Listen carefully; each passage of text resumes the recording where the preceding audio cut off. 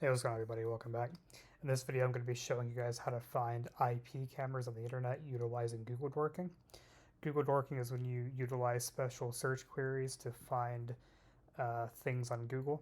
So you can tell Google to, in URL, give me this keyword, and then it'll only show you results that have that keyword in the actual URL, for example.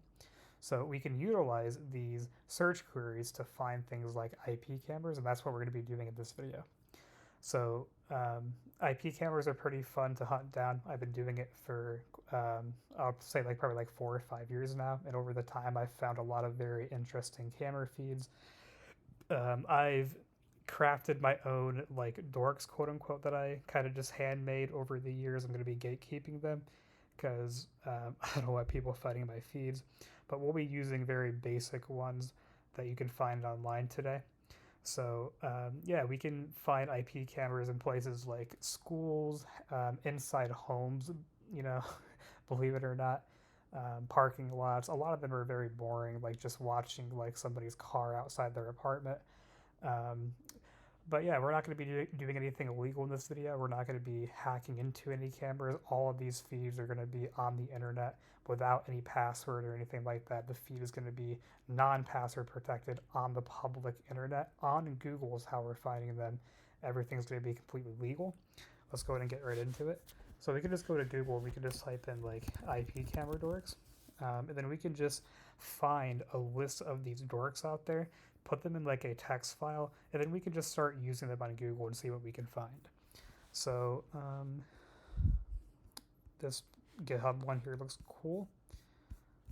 That's not what I wanted. Go back. Oh, here we go. Okay. So we can just take a whole bunch of these. Whoa. Getting a little out of control here. This trackpad is very sensitive. We could just take a whole bunch of these and then just put them in a text file, right? So I can just call this dorks1.text. I'm not sure how well you guys can see. Maybe it's a bit bigger. And then we can just, dump that in the file, go back, and then we can see if we can find any more on the internet. How about this one here? Page not found. Okay. So anyway, we can just cap that file, pipe it to less, and we can just see what we can find in here. This index one in here is actually pretty good. This is a pretty good entry level one. So we can just try to look this up online, and we can see how many IP cameras that we can find. So oftentimes you can tell by just looking at the URL and just looking at it if it's an actual IP camera and if it's not. A lot of the times you'll find blogs that are typing about IP, that are talking about IP cameras, such as this one here. Maybe this particular dork, was in this blog and that's why it's showing up.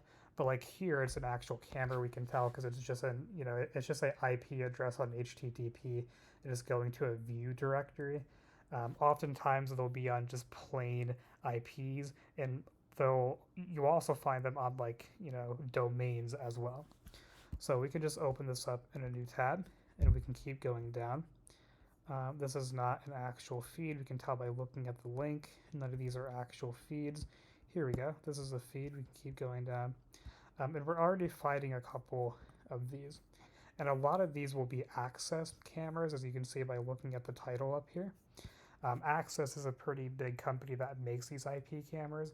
And if you're going to be handcrafting your own IP camera dorks, definitely craft them to cater towards Access cameras, because a lot of people use them. They're very popular, and they'll be your best bet for finding these. But you can also find other brands as well. This feed looks very boring. This one won't even load, and this one looks even more boring. But that just goes to show what you can find by utilizing these dorks. How about this one here? Then we can keep going down. That one will not load either. Okay, how about a couple other dorks that we can find?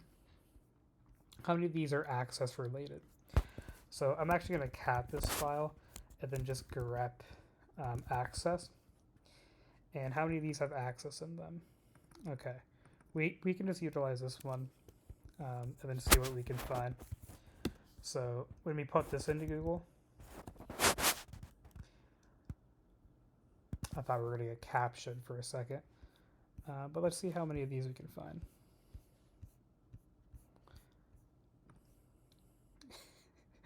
We're not finding anything because this. Okay, yeah.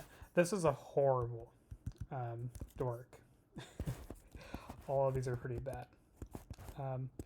But the point is that regardless of how boring the feed is, we can still dive into how we can navigate these cameras. So we got pretty lucky. In this case, the actual landing page that takes you to the live feed was indexed on Google.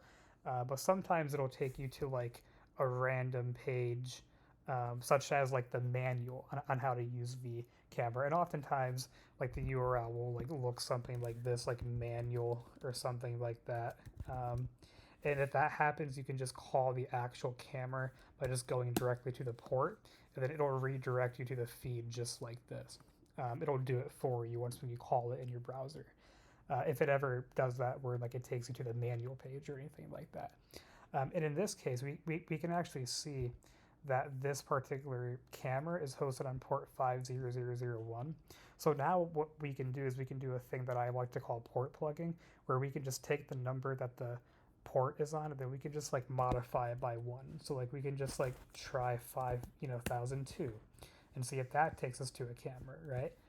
To see if there's any other cameras on the network. And in this case, it looks like it's actually working. It's taking us to a camera on port 5002 or whatever the fuck this weird ass number is.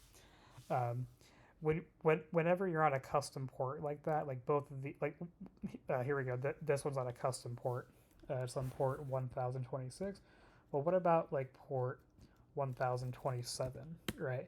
And then we can keep going up, like 1028, 1029, and we can also go down, like 1025, 1024, and that's a good way to find other cameras on the network. This one is just somewhere in Italy, or not Italy, like just somewhere in Europe, like a Spain probably. And that is another thing.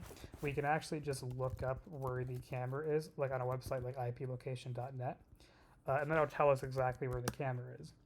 So we can see, like when we look it up, if it'll load. I'm on a VPN, it's a little slow. That it is actually just in Spain.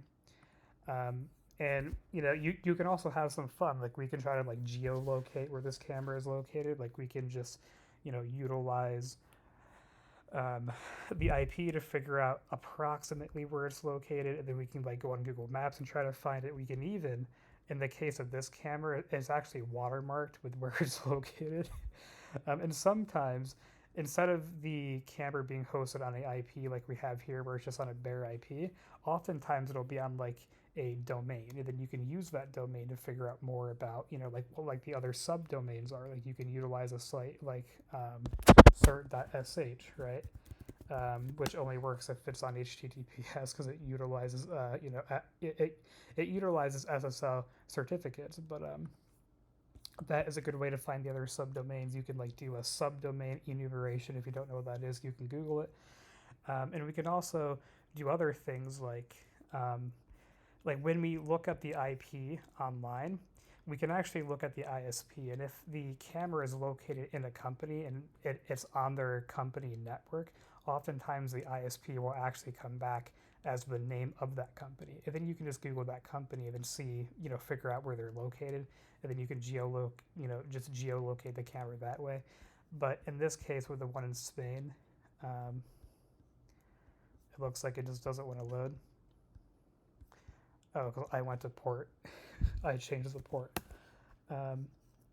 In the case here, it looks like we're just like either the camera is just like outside of a shop somewhere, maybe outside of like somebody's apartment window, maybe like watching the street where maybe they park or something. And in that case, it's just going to be a like home network, right? Just like a SOHO network, a small home network. So the ISP will come back as like a random local, internet service provider, in Spain, kind of like the Comcast or like the Spectrum here in the U.S., and that is the other thing that we can look out for as well. So that is pretty much the gist of finding these IP cameras. We utilized very basic, boring queries to find these particular cameras, but if you want, you can handcraft your own. And then find better feeds. So hope you guys enjoyed, and I will see you guys next time.